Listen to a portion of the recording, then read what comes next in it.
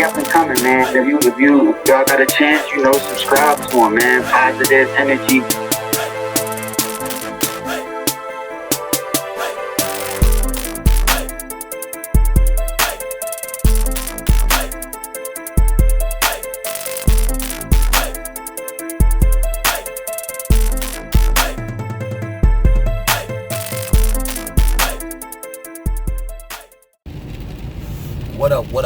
What up with it? It's your man's in there. BE to the PE. Positive energy. AKA Bud Butts, AKA HI, AKA Pep A Spliff.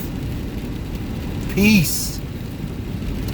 Positive energy assures constant elevate, because I'm constantly elevating over here. You know what it is, man. I know what time it is. Getting ready for Super Bowl week that's coming next week. My Niners.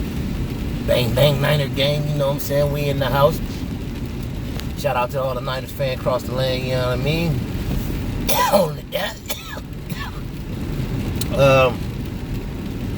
Today, I want to talk a little bit about how they try to push the narrative on basically sports talk and how to try to mold certain athletes into being the face of the league in the program. We basically be talking about basketball right now. Just a short little something.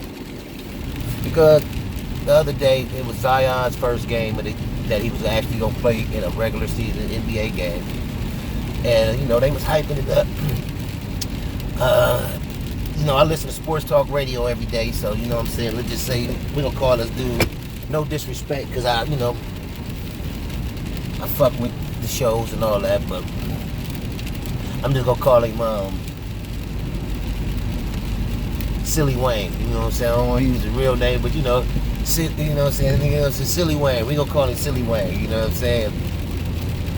And they trying to pump up this narrative that Zion, he's already the number 2 most popular player in the NBA behind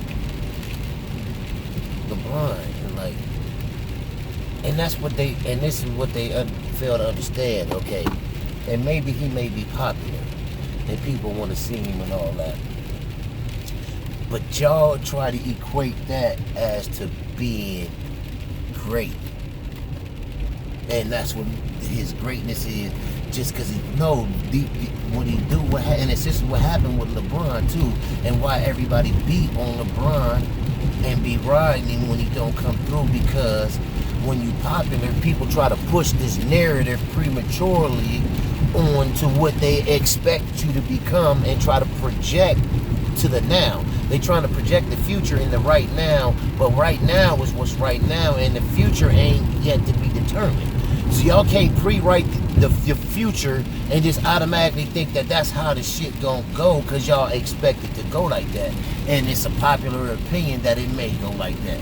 So it's part of, basically, people need to learn how to start thinking for themselves now, and that's the great LeBron debate, because he's so popular that when people popular and people like you, they try to defend you whether you're right or wrong. You know what I'm saying? They tend to, by nature, overlook your shortcomings, magnify your strengths, and it's all good and dandy. You know what I'm saying? So when you got a lot of people with a popular person and they defending him, that doesn't necessarily mean that what they saying is actually the truth.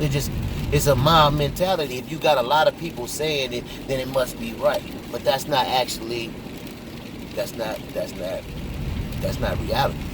Because the reality is 1% of the population controls the other 99. So where's the popular opinion with that?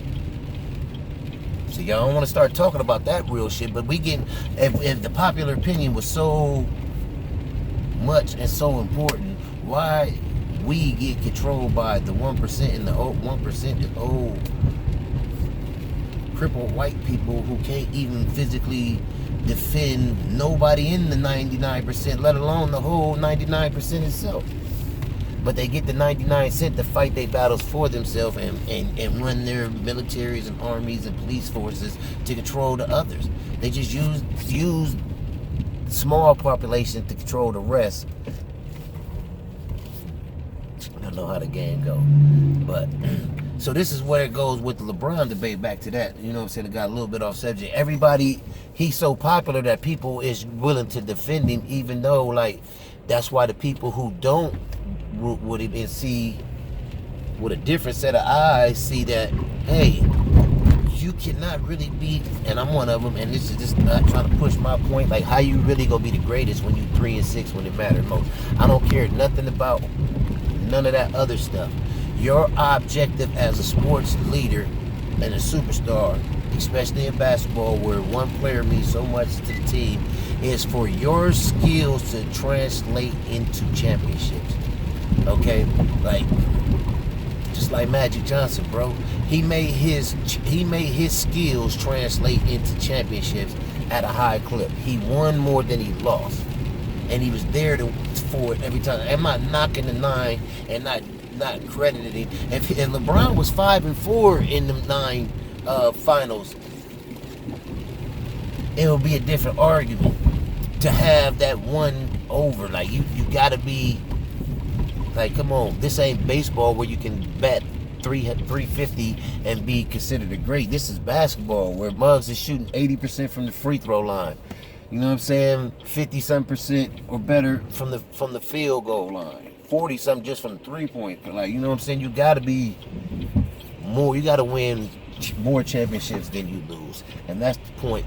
Everybody, like, it was like mad people had mad skills to do. Like, Dominique Williams was a freak of nature athletically. They could do crazy shit, dunk on people, do all kind of crazy dumb shit, but his skills didn't translate to his people's him winning championships. You know what I'm saying? Yeah, y'all can see it. Well, I'm looking at the rear view. Police highway patrol just got somebody. But yeah, his skills couldn't translate into championship. So you got to be able to lead people to winning championships. You can put it like Wilt. All them numbers you put up is lovely, Wilt. But if you keep getting beat by Bill Russell, then Bill Russell was better than you, bro. I don't care if he had more parts, more of that. You got to learn how to use your skills to translate to make your parts better. Instead of just having your parts be the scapegoat for when you don't win, you can just always say, I didn't have this, I didn't have that. And it's like a finger point. Like, no disrespect to LeBron, but it's like his style translate into finger pointing if everybody else don't succeed. It's kind of, he don't say this and he don't try to act like this and he try to fight against this, but he basically is, his fans, I would say more than him, make it so that they make him selfish. Like, well, he did his, fuck everybody else. Like, no, he got to be held accountable to make them better than what they really is. Because I truly believe that guys like Kurt Rambis, Byron Scott, Michael Cooper, and them guys y'all know about, Michael Cooper, Byron Scott is part of the Showtime. Magic made them guys better, guys, setting them eyes up with wide open threes. And they won championships with him setting them up like that. And they played their roles. You don't need, because Magic and Kareem was willing to shoulder the load, the superstar load, and not pass it on to, oh well, Cooper didn't make no shots. Byron Scott didn't hit it, but Magic had his. Magic damn near averaged a triple-double, but Michael Cooper didn't hit the game-winning shot, so we lost. It was Michael Cooper's fault. Like, no, bro, it's the fault of the fucking superstar. It come down, and either you gonna make the play or you're not. So, quit trying to project Zion automatically as into this number 2 most popular player, and we don't even know what he can do in a full season. Could he even be healthy enough for a season? And y'all already trying to make him number 2, man. Just pump the brakes, let the shit unfold, and look at the shit with clear eyes, man. It's your mans, man. P to the P, positive G. We gonna have some peace around here, but we can't have no peace. until we come together as one. One love. All about the positive energy in the culture and pushing the culture forward in a positive direction. They up and coming, man. If y'all got a chance, subscribe to them, man. Positive energy.